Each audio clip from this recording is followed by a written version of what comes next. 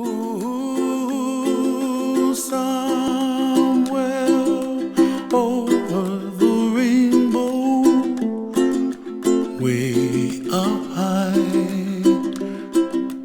and the dreams that you dream of once in a lullaby. Welcome, family and friends. Thank you for traveling here today to witness the union of Vanessa and Anul. It means the world to them that you are here to share in their joy. It is a beautiful twist of fate that we are gathered here on this wonderful occasion. It took a series of adventurous leaps and a pile of courage to bring these two together. A decade ago, Anul decided to leave his home, friends, and family in India to explore a new life in the land of opportunity, Ohio. His life in Cleveland taught him a lot about shoveling snow and perfecting the art of fishtailing with a rear-wheel drive. He came to Cleveland to complete his education and stayed to continue his learning with new friends who became family. Many of them are with us today. 3 years ago, Vanessa took a position traveling the world. We were all excited for the adventure she was about to embark on, though many of us could admit that we weren't brave enough to do the same. She would meet lifelong friends, see exotic and exciting places, and little did she know, find her soulmate. Vanessa and Anul's journey began where most journeys begin, in an airport. They met while waiting for a delayed flight to India. A frustrated and increasingly irritated group of travelers gathered at the gate. This group of strangers began to voice their frustrations to one another. And those of us who know Vanessa aren't surprised to hear that she too let her feelings known. They fought together through the red tape with the airline and soon enough got into a debate about economic policies and externalization of costs. When Vanessa was finished ranting, Anul announced, "You sound like a communist." Communist or not, Anul was interested. They got on that plane together and the rest is history. The first time I met Anul was in DC when Vanessa returned with her crew last spring to the United States. He was kind and sweet and held his own with Mike and Pam. And though not an Ohio native, Anul was way more Ohio than I ever recall being. And there were two things that immediately struck me about him. One, he really likes to talk. And I felt for him because I too suffer from the same affliction. I can fill silence with words. And the second thing that struck me was how happy Vanessa was in his presence. I've never seen her so filled with joy. And so Anul was accepted into the family. We can all learn from Vanessa and Anul's story. New and exciting adventures await us, but we must pursue them. And it's not surprising that we are holding this ceremony here amongst all of this splendor. Anul and Vanessa both have immense love, admiration, and respect for nature and this planet that we live on. They both associate nature as a refuge of peace and connection to their spirituality. This bond with nature was learned from our ancestors, and they would like to share it with future generations. Vanessa grew up loving the wilderness while spending time with her grandma Alice at Castle Rock Ranch in the Santa Cruz Mountains.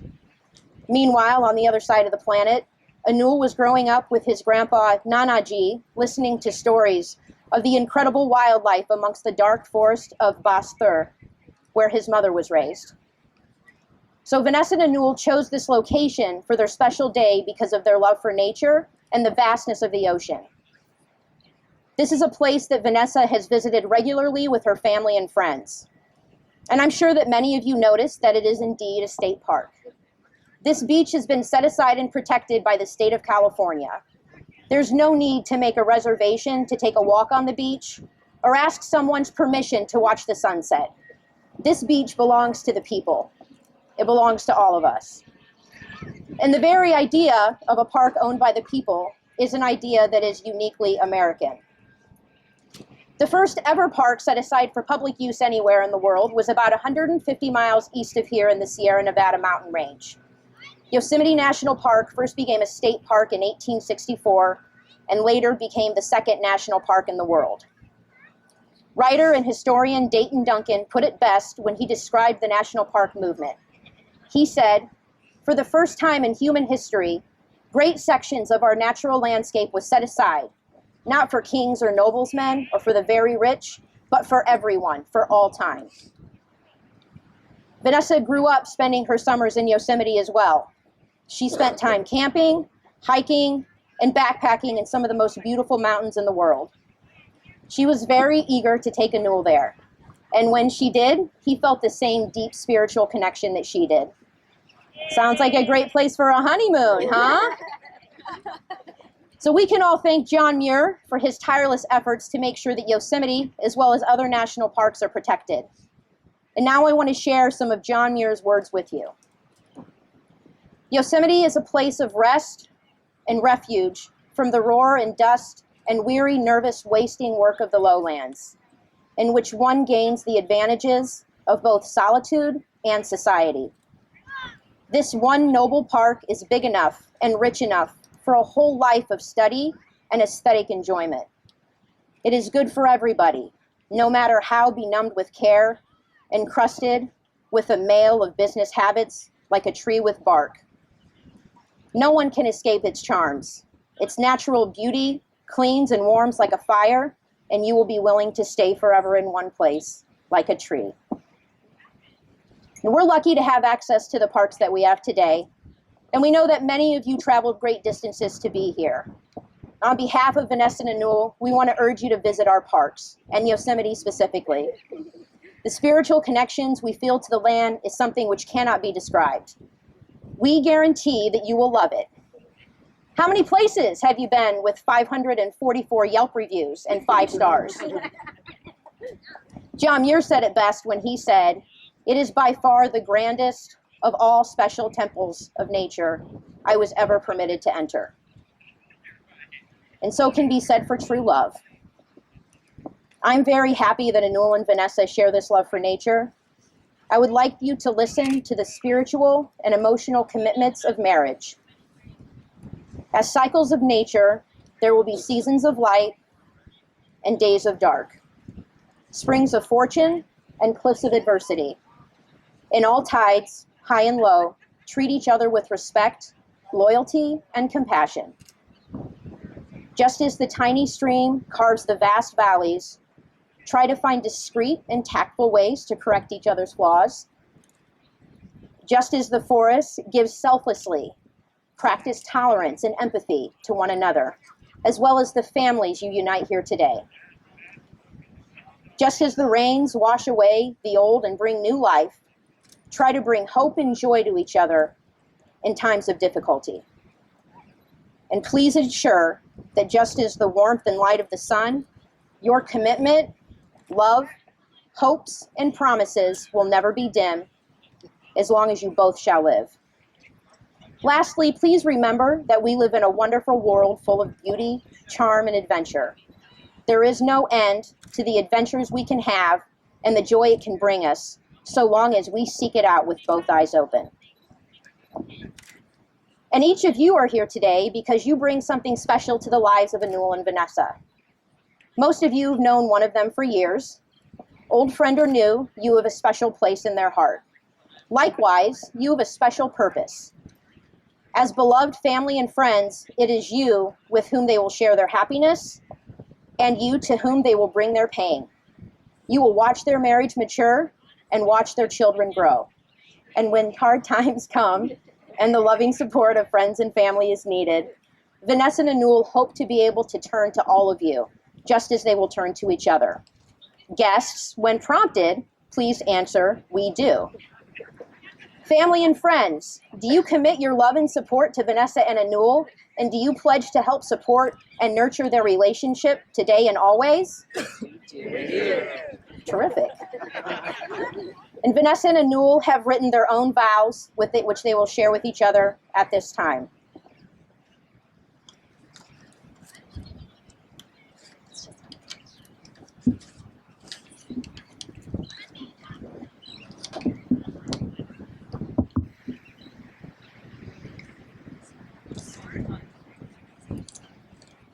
I am truly fortunate. I've had a lot of luck making mistakes, learning from those mistakes, and finding good life teachers. I took a chance traveling the world to make more meaningful mistakes, to have more adventures. I knew I would find a few more teachers out there in the big world, but it never occurred to me that the teacher would take form of a life partner. Our first encounter was incredibly romantic. It was. The first time I touched your arm, I felt a spark. I felt warm and shy almost. I had never felt that way before. I didn't know what to think about it, so I decided not to think about it, but to feel and to keep my heart open. I fell in love with you because you're a passionate student of life. You're open to the impossible, and you constantly seek the truth, even when it means you're wrong. All of these qualities make you a beautiful human being, but what's more is that you challenge me to do the same. I'm very opinionated. I have strong ideals and values. I do seek the truth, but I think I'm always right. I know that it's no small task to challenge my thinking and to ask me to reevaluate, but you do. Even though when I come along kicking and screaming, I appreciate that you challenge me, and I admire that you're open to my ideals because they're such a big piece of who I am. I give you my promise that from this day forward, I will give you all my love, and you shall not walk alone. I have no greater gift to give. As your love is my anchor, and your trust is my strength, may my heart be your shelter and my arms be your home. I give you all that I am and all that I shall become. I know I love you with all of my heart. I look forward to the things that we will learn and the adventures we will have.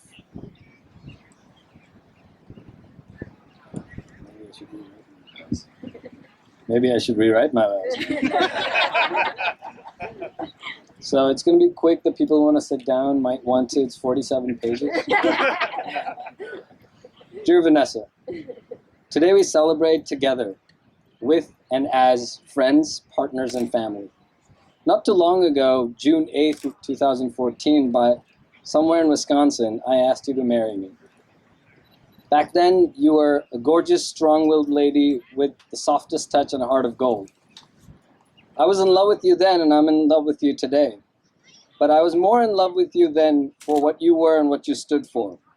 In the last year, the time that we've spent together, I've seen so many more colors of you.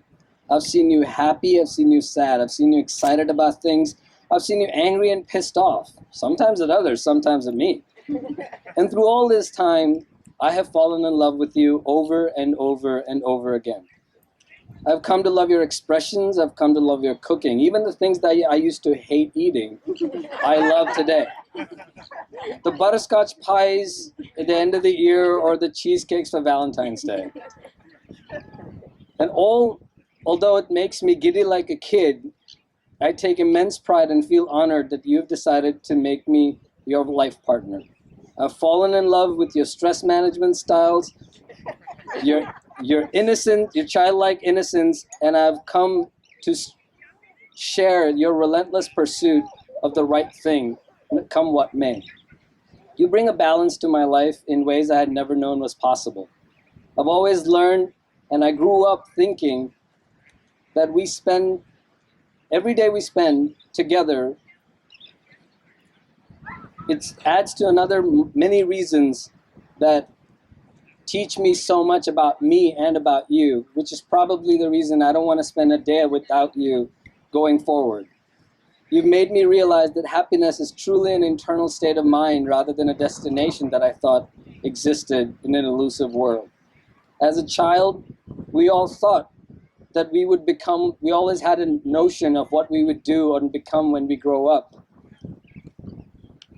You brought that back into my life, which I had somewhere, somehow lost, and it connected everything to me, the past, the present, and the future.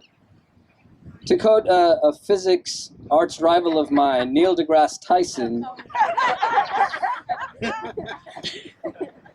there are many secrets to the universe, but the unified field theory remains elusive to us because it's the only force and concept that ties everything together. You are my unified field theory. Today and every day here on, I promise to be your rock the way you have been mine. I promise to try my best to be everything to you that you have been to me. And although it may be a challenging task, I feel strong and determined with you by my side. I will try my best to hold you and to stand by your side in all the challenges we shall face. I will support you and fight with you and fight for you for the battles that you will pick and the battles I may pick, even if we may not see eye to eye for the reasons we shall fight those battles. I will welcome and treasure all the loved ones and hold close the ones that are dear to you as my own. I would like to thank Mike and Pam and the entire friends and family gathered here for making you who you are and for choosing me to be a part of your life. I promise and respect you and cherish you and encourage you and smile with you for all days to come. Thank you.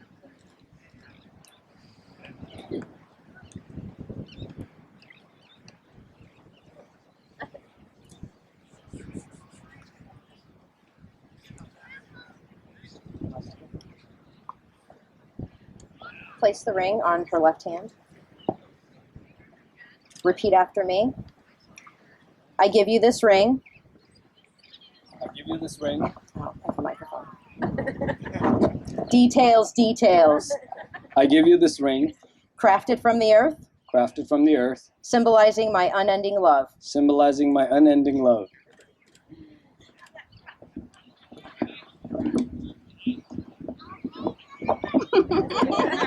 I got this. Repeat after me. I give you this ring. I give you this ring. Crafted from the earth. Crafted from the earth. Symbolizing my unending love. Symbolizing my unending love. Now we trade.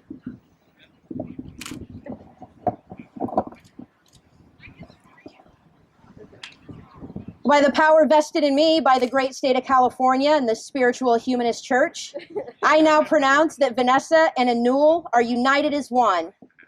You may now kiss your spouse.